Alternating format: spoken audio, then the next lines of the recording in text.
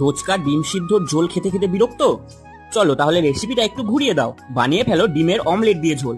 তাহলে প্রথমে গ্লাসে দুটো ডিম ভেঙে তাতে অল্প লবণ দিয়ে ডিমটা ফেটিয়ে কড়াইয়ে সর্ষের তেল গরম করে অমলেট ভেজে নাও।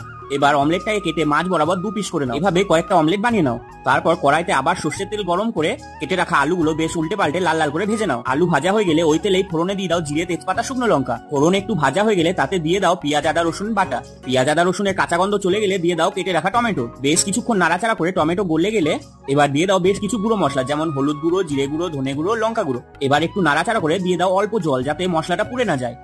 এবার বেশ কিছুক্ষণ মশলাটা কষে নাও যতক্ষণ না মশলা থেকে তেল ছাড়ে। তারপর মশলা থেকে তেল ছেড়ে দিলে দিয়ে দাও ভেজে রাখা আলু, পরিমাণ মতো নুন ও অল্প চিনি। সবকিছু ভালোভাবে মিশিয়ে দিয়ে দাও পরিমাণ মতো জল। ঝোল ফুটে উঠলে দিয়ে দাও আগে থেকে ভেজে রাখা অমলেটগুলো। এবার বেশ কিছুক্ষণ ফুটিয়ে নাও যতক্ষণ না ঝোলটা গাঢ় হয়। ঝোলটা গাঢ় হয়ে গেলে নামানোর আগে দিয়ে দিতে হবে গরম মশলা। তাহলে রেডি ডিমের অমলেট দিয়ে ঝোল। তো কেমন লাগলো রেসিপিটা?